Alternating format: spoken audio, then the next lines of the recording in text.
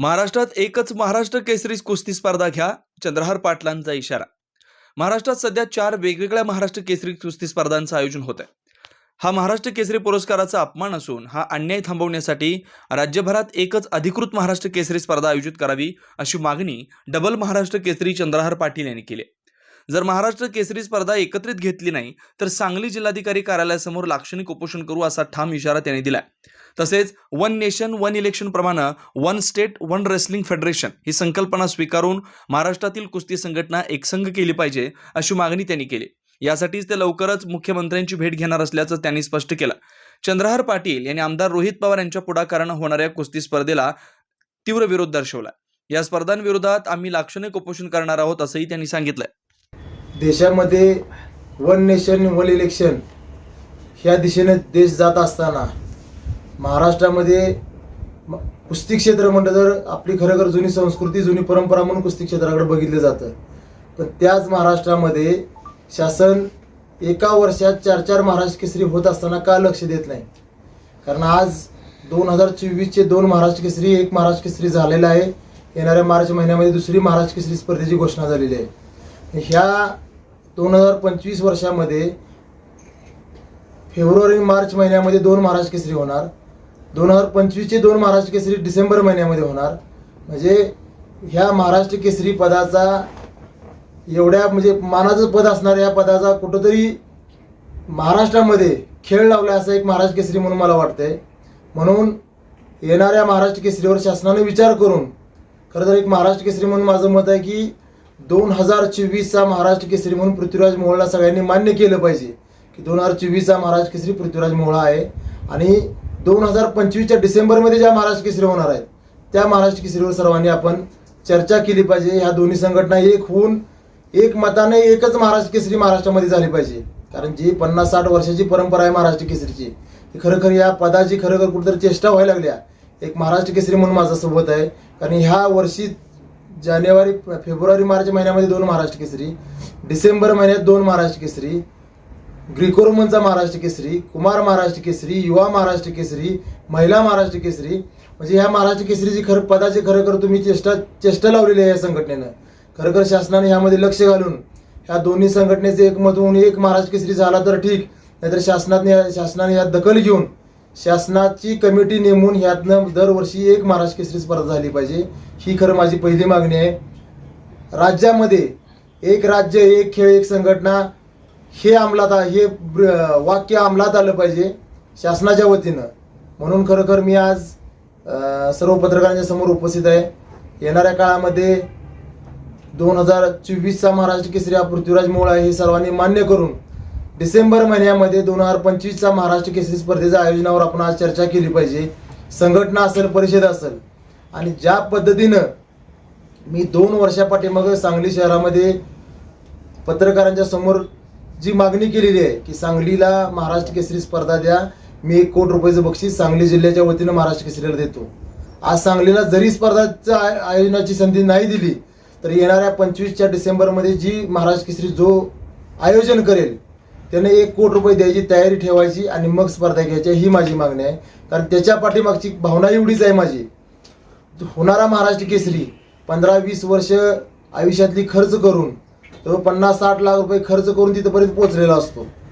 आणि खरं आज आपण जर विचार केला तर अनेक महाराष्ट्र केसरी आहेत. आज आमचे मी गुरुवर्य म्हणेन पैलवान गुलाब बर्डे नगरचे एका कंपनीत वॉचमन म्हणून काम करतात. परवाच राष्ट्रकुलला ज्यांनी सुवर्ण पदक आणलं महाराष्ट्र केसरी अप्पालाल शेख असतील, इस्माईल शेख असतील. उतार वयात खरोखर औषधोपचाराची सुद्धा त्यांची सोय न झाल्यामुळं त्यांचं दुःखद निधन झालं.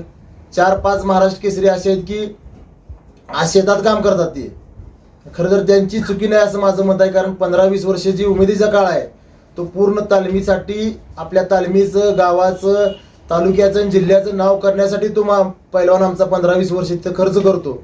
आणि जिल्ह्याचं नाव संपूर्ण महाराष्ट्रामध्ये खरखर महाराष्ट्र केसरी जगात उंचावून तो नाव करतो.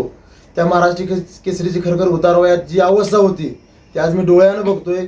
म्हणून माझी मागणी आहे की येणाऱ्या काळामध्ये जो आयोजन करणार आहे महाराष्ट्र केसरी स्पर्धेचं त्याने 1 कोटी रुपयाचं बक्षीस दिलं पाहिजे. जेणेकरून भविष्यात ते 1 कोटी रुपये त्याच्या नावावर ठेवले तर महिन्याला 1 ते 1.5 लाख रुपये त्या पैलवानाला मिळतील. त्याच्या निधनानंतर त्याच्या कुटुंबाला ते पैसे मिळतील ही ह्याच्या पाठीमागची माझी भावना आहे. आणि आपण आज 2024चा महाराष्ट्र केसरीचा विषय बंद करून 2025च्या डिसेंबरच्या महाराष्ट्र केसरीच्या बद्दल चर्चा करावी दोन्ही संघटनेनं.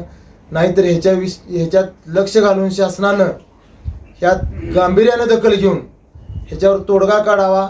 येणाऱ्या 4 दिवसामध्ये माझं सांगली कलेक्टर ऑफिसच्या पुढं 1 दिवसीय लक्षणीय उपोषण होणार आहे. त्या उपोषणामध्ये माझे सर्व मागण्या पुन्हा एकदा मी शासनाकडे मागणी करणार आहे. आणि खरोखर माझ्या जर मागण्या मान्य जर नाही झाल्या तर त्या उपोषणानंतरचं माझं जे पाऊल असणार आहे ते आक्रमक आणि सर्व शासनाला अडचणी निर्माण करणार असणार आहे. त्यामुळे शासनाने याचा गांभीर्यानं विचार करून योग्य ते निर्णय लवकरात लवकर जाहीर करावा ही माझी एक डबल महाराष्ट्र केसरी म्हणून मागणी आहे. क्या आप इंटीरियर के बारे में सोच रहे हैं पर डिज़ाइन फाइनल नहीं कर पा रहे? होम इंटीरियर या ऑफिस इंटीरियर, किसी भी डिज़ाइन आइडिया को रियलिटी में कैसे बदले, आज हम ये जानेंगे इंडस्ट्री एक्सपर्ट्स से।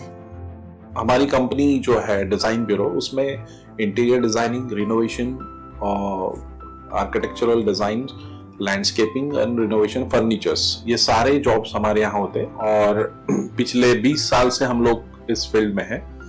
और इसमें 2 से 3 कैटेगरी आप इसको डिवाइड कर सकते हैं, जिसमें कि हम रेसिडेंशियल बोलते हैं, कमर्शियल बोलते हैं और रिनोवेशंस बोल सकते हैं. बेसिकली क्लाइंट्स की नीड्स को अंडरस्टैंड करना, सो नीड बेस्ड एनालिसिस हमारे यहाँ होता है. सो क्लाइंट्स के लिए हम लोग परफेक्ट इसलिए हो जाते हैं, या हम उनके लिए दोबारा या किसी क्लाइंट्स के लिए हम चौथी बार काम कर रहे हैं because of their confidence with us, कि वो हमारे ऊपर रिलाई करते हैं. हम लोग अमित को पहले से ही जानते थे, तो उनको हमने बुला के उनको जो स्ट्रक्चर है, यहाँ पे ब्रिक्स वर्क चल रहा था तभी से उनको कांटेक्ट किया, उन्हीं को जगह दिखाई, उनको स्पेस डिजाइन करने के हिसाब से कांटेक्ट किया. उन्होंने डिजाइन बना के दिया काफी अच्छा. जो भी उसमें जो भी चेंजेस थे उनको वर्कआउट किया हमने. जब जो मटेरियल लेना था वो साथ में हमारे आए, सिलेक्शन के लिए आए. वो जो भी सारा सिलेक्शन उन्होंने काफी अच्छे से करवाया. जो भी उसके बाद में जो एक्सपेक्ट था उससे ज्यादा बेटर ऑफिस उन्होंने बनवाया. बजट अगर आपका लिमिटेड है तो लिमिटेड बजट में भी आप एक अच्छा इंटीरियर कर सकते हैं, ये हमारा विश्वास है. और हमारे क्लाइंट्स के लिए हम वही दे रहे हैं और उसी से हमारा क्लाइंटल बड़ा है. हर क्लाइंट की एक अलग स्टोरी होती है, उनका एक अलग रिक्वायरमेंट्स होता है. कई बार ये सारा मिस आउट हो जाता है. हम अपने डिज़ाइन उन पे लाते हैं, वो नहीं होना चाहिए. उनको क्या चाहिए वो हम डिलीवर कर सकते हैं, बस वो उनके बारे में हमको समझना पड़ेगा. तो हमारे इसमें हम एक ही बोलते हैं कि ड्रीम कम्स ट्रू. आप ड्रीम देख रहे हो, हम उनको फुलफिल करेंगे, वो हमारी रिस्पॉन्सिबिलिटी है.